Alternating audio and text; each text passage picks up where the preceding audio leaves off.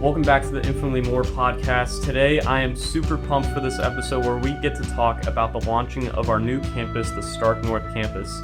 Months of sacrifice, hard work, and prayer went into this. And so we get to give you a little update on all the things that God has been doing in the launching of this campus. So Aaron, can you introduce yourself a little bit for people that may have not met you before and how we got to this point today? Yeah, my name is Aaron Key. I'm the campus pastor at the Stark North campus. How we got to this point today is probably a longer story than we have time for in totality. But we have planted a campus, which is one of the main goals of Grace Church, 30 and 30. So Stark North is an outflow of that. So through Grace Church's investment and me as a young leader, all the way to today and the opportunities the Lord has provided along the ways for us to start a campus. And so this is about a whole month old now. We've been doing church. So we've been doing services since Easter Sunday. Yeah, it's a big win. You deserve a fist bump. Thank you. I appreciate that. Aaron, can you introduce this man sitting to the right of you? This is Ethan Johnston. I don't know if he would say we're friends. I'll say that. I'll say we're friends. I would say, yeah. We're getting there. You're getting there. Good. That's right. Good. I applied, and we'll see if he accepts me. But no, Ethan and his family accepts me. Stark North, they have been a long time Grace Church family, and actually live about 2 miles from our campus. And so they were really excited that it was happening. So he's one of the first people I met that were like, we're definitely coming to Stark North. He was helping us in the building the first weekend. We were in there kind of getting ready. So before really anything else had happened, they were pretty invested in it. So I'll save the rest for him to tell, but that's the basics of it. Yeah. Ethan, if you could share a little bit about yourself and how you made your way to Grace Church and then how you made your way to Stark North. Well, that started back in 2012. I met my wife, and we were dating, and she's like, "Oh, do you go to church?" I'm like, "No, not really. It's not a thing that I do." And she's like, "Well, I go to this new church," because she grew up at the chapel in Akron, and she was reluctant to come here because she grew up at the chapel, and her parents came, and then she brought me here, and I was traveling at the time, so I could only come about 1 weekend a month. But after everything got laid off, I came back and I was home. She's like, "What do you think?" It's like, "Well, it's the best thing I've found so far, and it makes the most sense. So we'll go with it." And here we are, 13, almost 14 years later. It's pretty awesome. Yeah. Yeah, you told me beforehand that Jeff made things simple for you, and you really liked that. Yeah. Yeah, and now you moved to Stark North. Can you shared this with me beforehand? Can you tell me this? Can you share the story about when the discernment process of changing a church and then how Stark North came into that? Yeah, we've been living in North Canton area for 7 years now, and we've been traveling, minus COVID, of course, but been traveling 45 minutes to church every weekend, which we're glad to. I mean, Grace is our home. Yeah. We've always felt that way, and even moving away, we never once thought about changing churches, but kids started getting older, and we needed a foundation for them. We have ours. We know where we're going. They need more than just us. They need a community, and that's when we kind of figured, well, we better find something closer to home, so that way the kids can enjoy the evenings and the events and stuff like that without compromising their sleep schedules. And because kids you get them off of their schedule, they're kind of a bear to deal with in some ways. But yeah,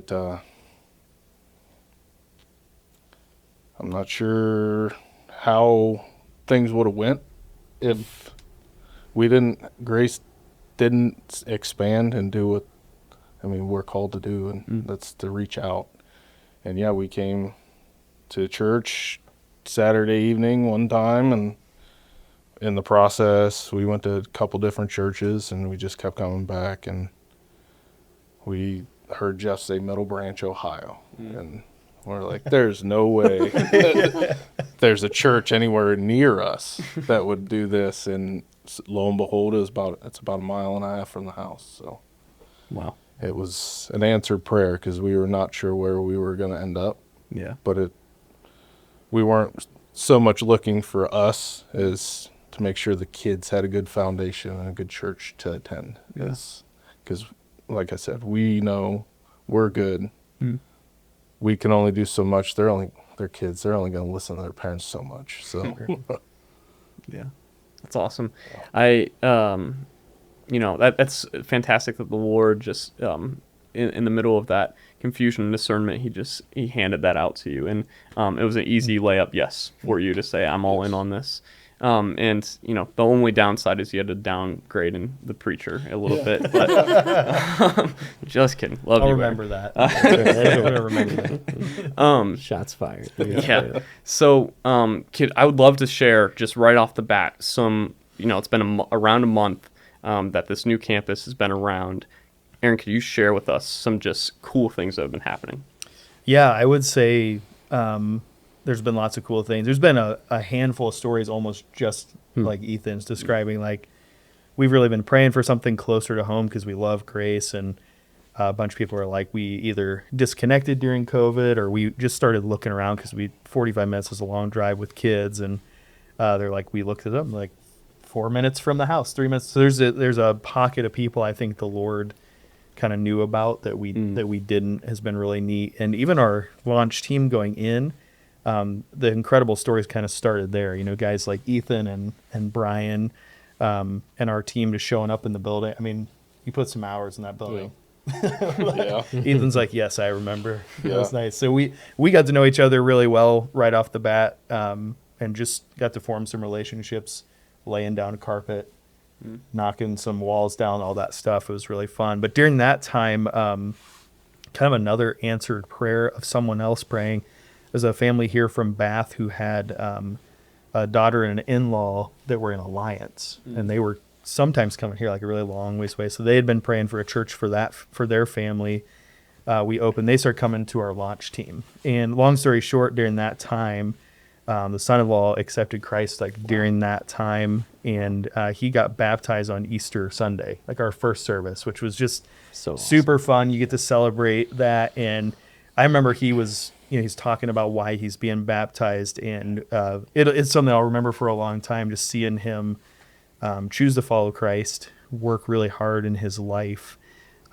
He was like, I almost kind of lost everything and decided to give my life to Christ, and here I am.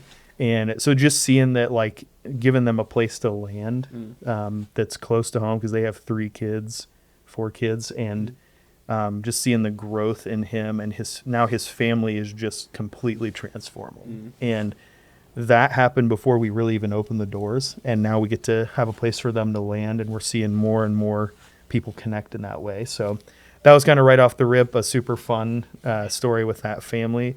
And we're just meeting people who are close by, have been looking for a church, are looking to understand who Jesus is, and it's been a huge blessing to kind of just begin to receive all those people. Yeah, praise God for that. That is fantastic. Ethan, in the midst of that, in a real way for starting a new church, you have to jump into serving. What has that done for your heart? Like, jumping into help launch this new church and serving in the ways that you've served. What has that done for your heart? It's helped it. I mean, God's put me in situations I'm not good at leading, and I'm normally just a guy that come in, ask what I need to do, and then I just do it. Well, the more I got established, the more they looked at me and said, "Hey, instead of doing the work, how about you lead it?" And I said, "That's not but I guess I'll do it." So yeah, the more and more you do, the more and more you get involved, the more and more your heart grows for the movement.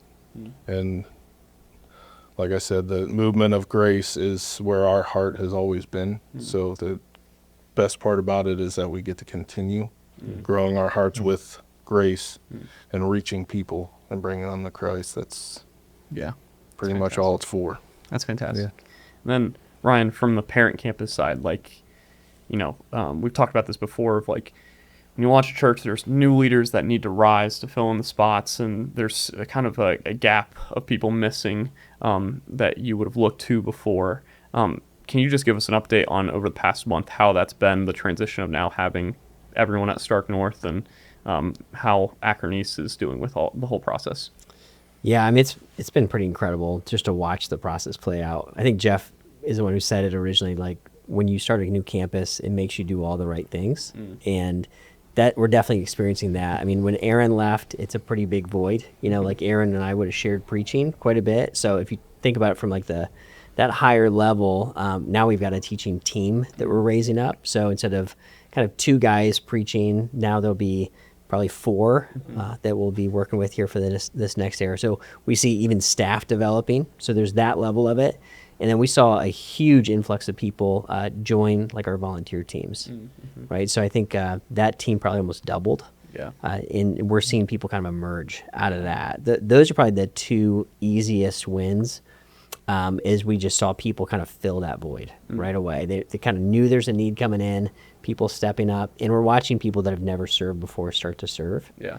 And then those roles kind of immediately develop, you know, and people are finding their spots left and right, which is awesome. That is awesome. And then from the perspective of like your parent campus now, watching what's going on at Stark North, what has that been like for you as a leader, and also do you think what impact has that had on the church as well? Yeah, I mean, this is a dream come true. You know, we just have to keep remembering, pause, 'cause things are always happening, right? There's always stuff to do and the next thing to deal with. It's so important to stop and pause and realize we are living our dreams. The dream of seeing a new church form, a new community, have a gospel presence has always been the dream, and we're getting to experience that. So to watch like Stark North, Aaron thrive is a dream come true, and it's an absolute blast. Like I get almost more excited about hearing what's happening there, even that, of course, I'm excited about our own campus, but it's just so thrilling. You know, it's just brand new, and to see it get off to a great start is incredible. And I think our people feel that way. Yeah. Like, I think our folks feel proud to know that they get to be a part of that. Like I said it a few weeks ago on Sunday, just reminding everybody, I told everybody about how Easter went, you know, for you guys. And I looked around at our campus and said, guys, we got to help start a new church. Like, do you realize that what you're giving, your sacrifice, your being in on all this, there is a brand new body of believers in a new community, and you got to be a part of that. Yeah. Right. Like, so that is, there's not much better from as far as a kingdom win than seeing all that play out. So we're having a blast, and people are asking every week, what's the update? How's it going? How are they doing? I'm like, well, it's been a month. You know, we are doing Sunday services. Another one happened, you know. We're like, we discovered another technology flaw that we got to fix, you know. Yeah. That's super awesome. Aaron, you touched on it a little bit about like the Easter weekend, and you shared a little bit about baptism. Can you tell me, like, walk me through what the first Easter weekend was like? The first Easter weekend, it was a little bit surreal because I think we've been working on the campus for so long, and we have talked about doing services in church for just a really long time, and so in some ways a little surreal. I was really excited. I'm like, we've been pushing towards the school. We made a really strong push in the building with our teams, like training. And so we were just anticipating all that. So I think there was a huge, like, this is amazing. Like, it's amazing. And a few things like, oh boy, we have almost just enough to get, get this done. We were just working really hard and have some things to finish up. But overall, it was just incredible. I am always amazed at just the people that God has already been planning for. Yeah. Because you always, anytime you do church or anything, you're like, well, I hope some people I hope some people show up to this thing. It's just how it is. And of course, we had people visiting that were just excited from around Grace Church, but a lot of families that just feel blessed by it. All the former Middle Branch people who gave up their church for them to come back on Easter Sunday and see the room full of people and kids. I talked to a handful of them over the first couple weeks, and they, with tears in their eyes, they're just like, I wasn't quite sure what this was going to be like, and it's so good to see like families and see people, and it just kind of seemed so far away. So It was like celebratory. It was amazing. I think I went home feeling like, what in the world just happened? Like that was better than I could have ever imagined. Our teams were just prepared in the best way. Our hearts were prepared, and we were. It was just. I think it's better than I could have imagined. I left. This is funny. I left thinking, well, that was kind of easy. and the reason I bring it up is not because I'm like, wow, I did a great job. I'm like, our team just like. We had like people like Ethan's family and people just deeply invested in the different areas. Yeah. It was like I did not have a worry of like, I hope we make a good presentation to the community, or people like Ethan, like they know grace, they get it, they help teach some people that, and I just had the utmost confidence in our team, our band, our power kids, and the feedback was great from people. So we're just I think we left that day just kind of, everybody probably took a nap after that too, but just full of joy and amazement that we get to do that. On a, I was like, we got to have church this weekend after not for so long. Right. So it was a lot of things I was feeling, but I don't know if you'd had any feelings to that after Sunday. How were you feeling after Sunday? No, I mean, when you first initially made the goal, we were like,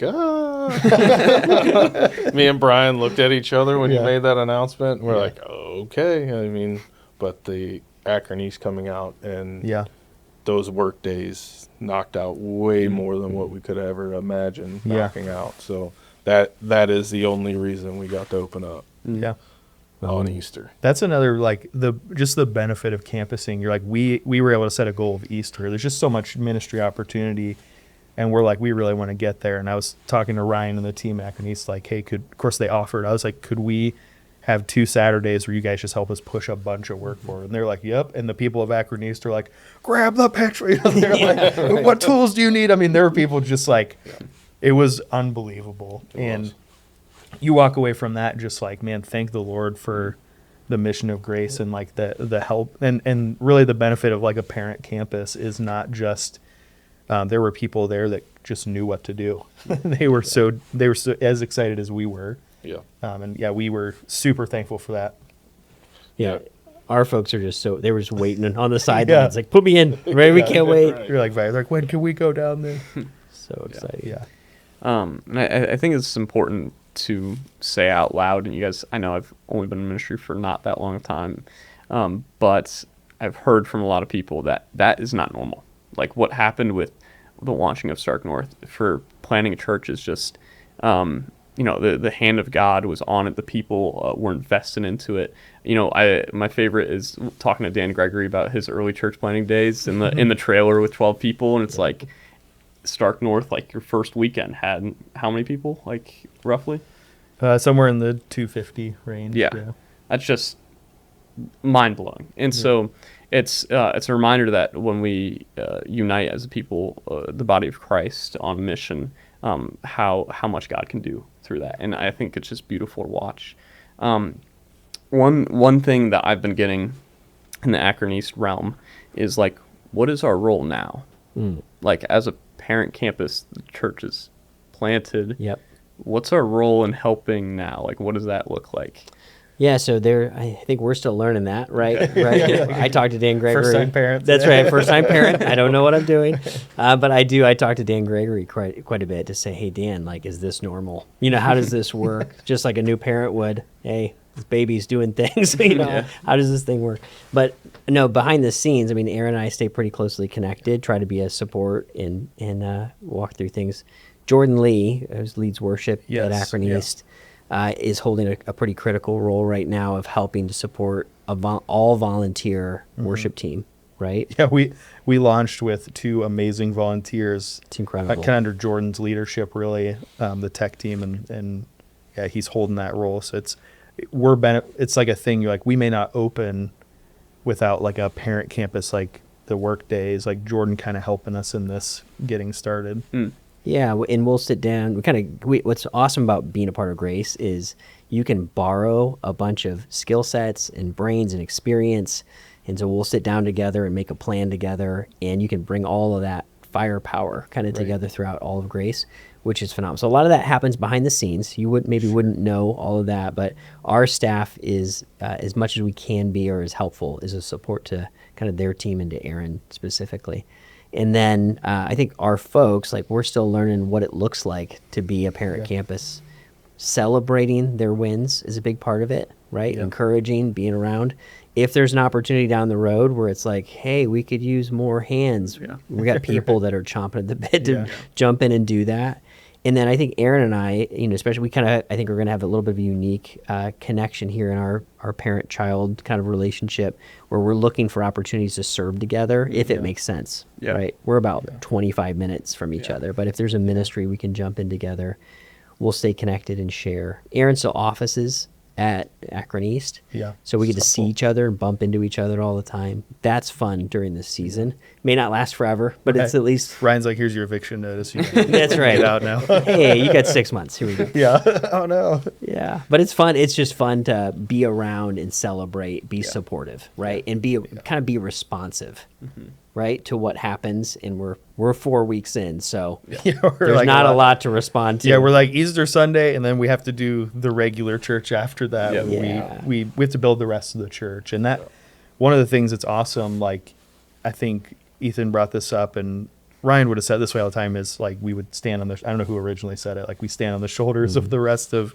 people. I get to start, 4 football fields ahead of, I'm ahead of the game in almost every way, because I have the benefit of, 1, watching a couple church plants happen. 2, I have leaders in my corner who have done this for a long time. And then I have volunteers and people like Ethan's family who have been around Grace enough to kind of know the DNA. Oh, that's huge. And they're stepping into leadership. It's not, they're not just people who go to Stark North. Ethan's like, I'm like, hey, you want to lead something? And their family is like carrying leadership weight at the campus that might take a long time to train up in like a traditional church plant model. So I think we are benefiting so heavily from the model at Grace Church. So I feel really thankful for that. And it's just different when you start out with people who don't know each other. You have no idea what your mission is, but to go in kind of preloaded with a bunch of that feels like way better. Yeah, you're not starting from zero. Right. Yeah, we don't have to invent everything. I'm like, we have some like literally simple things like a logo. I'm like, we have that. I don't have to I don't have to make that up. And that's the thing, like, I think in a traditional model, you're kind of limited to like what your campus pastor could come up with. And I'm like, yeah, you're going to be launching 3 Easters from now if you're just like on what Aaron can do. But working together with Grace and the team and Rick Scavuzzo, and there's just so much intentionality put in there in kind of every facet you can imagine. So It's awesome. Yeah. Ethan, when you said yes to being a part of this new church plant, I would love to hear maybe some of the moments that you've seen the Lord show up. Well, first off, being able to say yes. I mean, I'm in the position and the health and everything, and I have a wife that carries the kids while I'm gone. I mean, I've been putting in a bunch of hours at the church, and I work a full-time job, and she works a full-time job, and she's at home with the kids until I get home. Sometimes we don't get out of the church till 9 o'clock. So the way God placed her in my life, and we built this life together. I mean, we've been together since we were 21. So it's everything we've built together through God. And I think that's just not a picture perfect, never will be, but it's as good as it's going to get for us. And we're happy with it. I mean, He's given us a life that I don't think I could have made with anybody else but her. So it's really special. Yeah. It's awesome.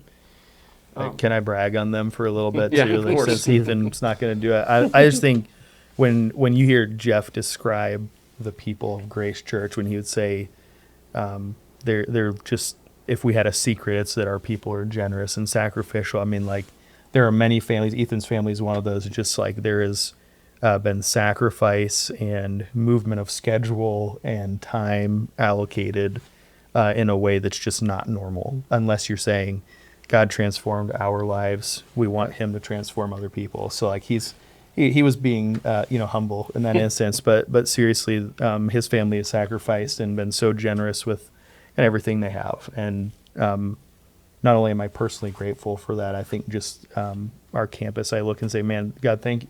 One of the things I always think about a lot is I think when we were launching the campus, I'm like, does God just run out of like great people? I mean, how many great people could there be? And you show up and start playing this campus. Ethan's family shows up. The Eve show. There's just people who show up that you're like, God just never runs out of people who can be transformed into a version of who he intended them to be, but that just exemplify the hands and feet of Christ. And so I'm always taken aback that there's just more and more people connected to the thing that make it work.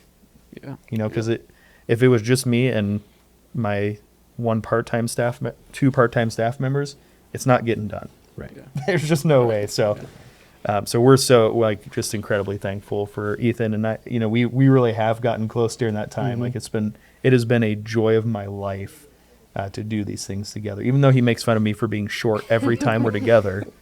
I had a pink stepladder for a while that they're putting where I was working. It was really neat. But it really has been a joy. It is. Yeah. It's awesome.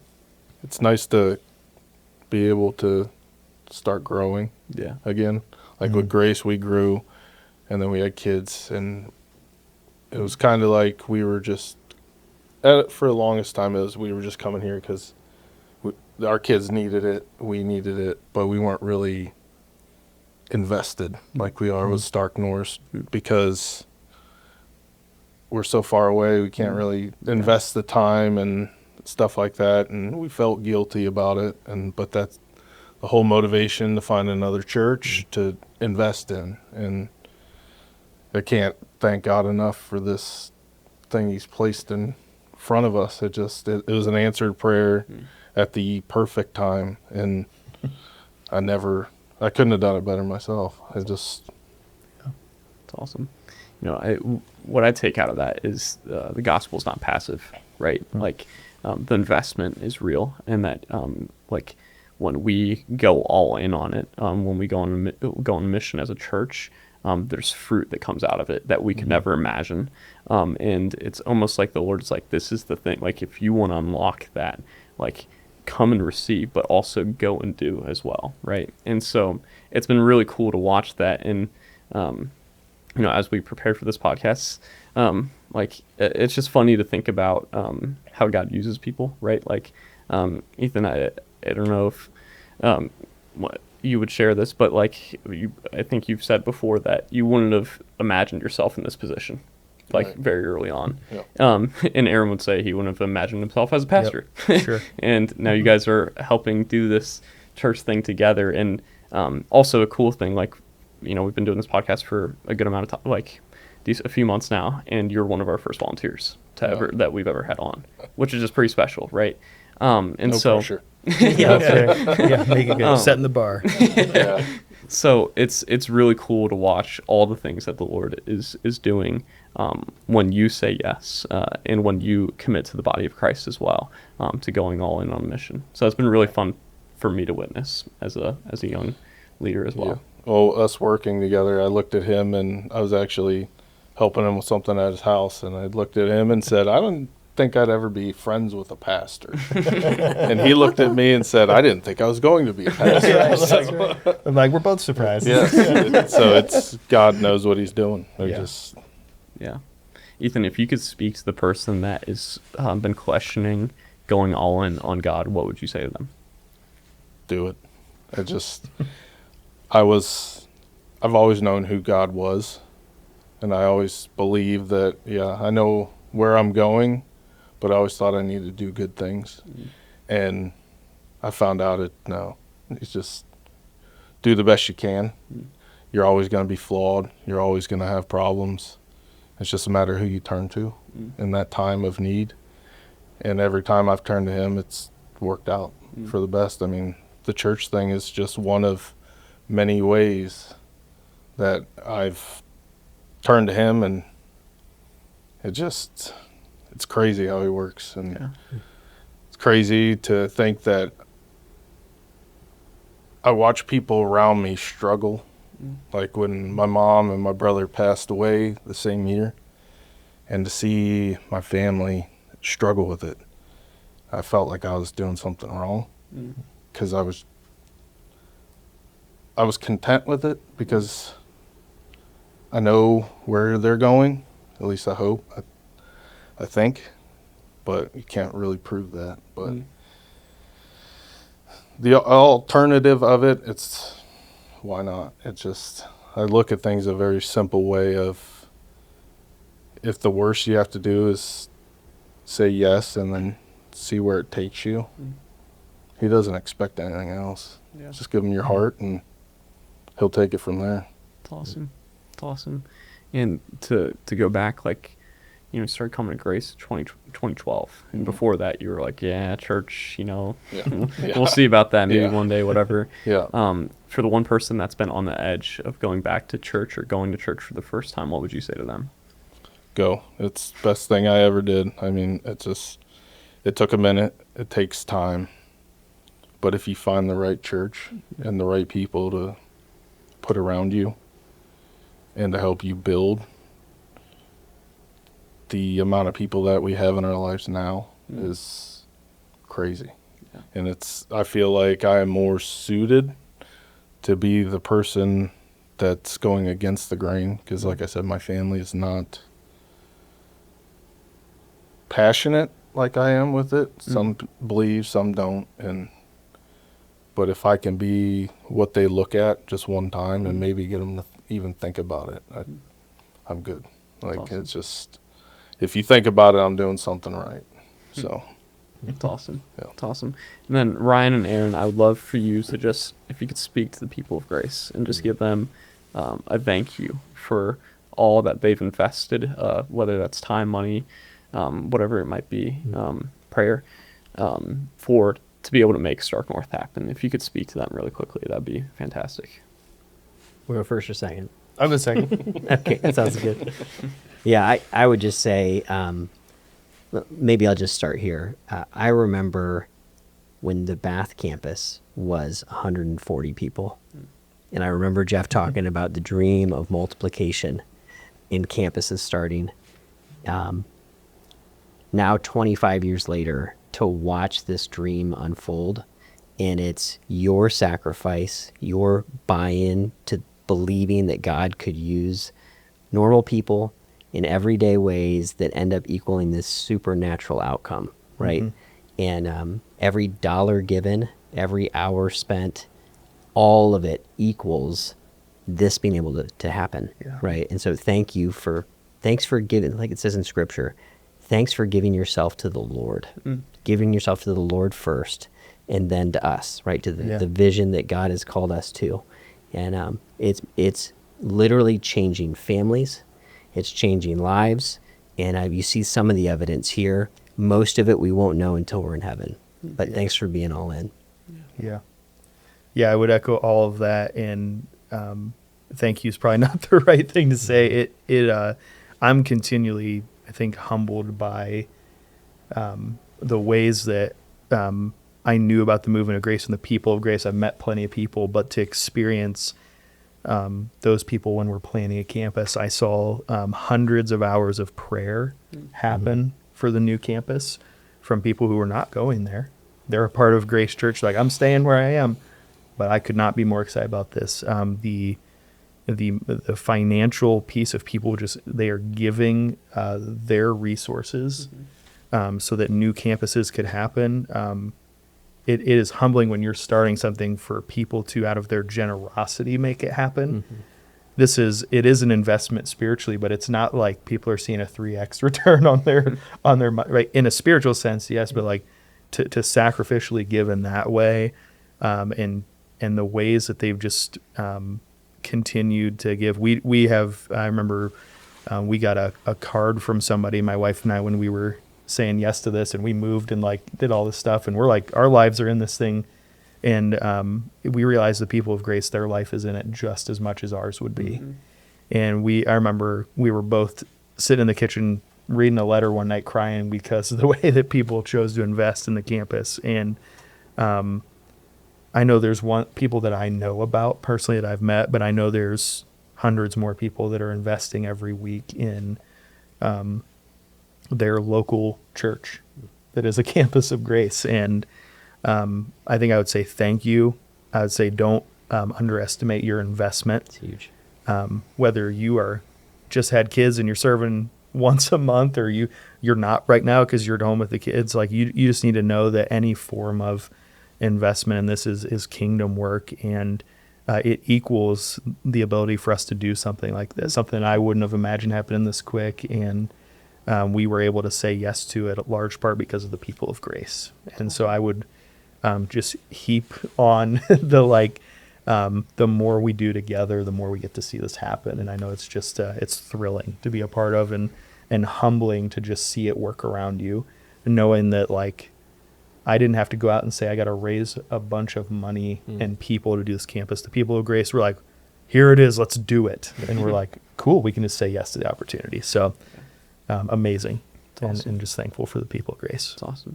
Ryan said it of, this is just a small glimpse of all the ways that the Lord is at work. You could probably talk to all the volunteers at Stark North, and they'll have some different way the Lord has showed up in them investing in the people of grace as well. So again, big thank you, and we're so excited for that day to come to see all the fruit one day. But if you want to stay up to date with some of the stuff that is going on here at Grace, those small glimpses, 30 and 30 prayer calls is a great way to do that. This podcast is a great way to do that as well. But we would really love to point you, if you've made it all the way through, to those 30 and 30 prayer calls, that you can join us each month to pray together for the movement, for the people of grace, and that God would do more than we could ever think, ask, or imagine. So with that, we'll see you next time.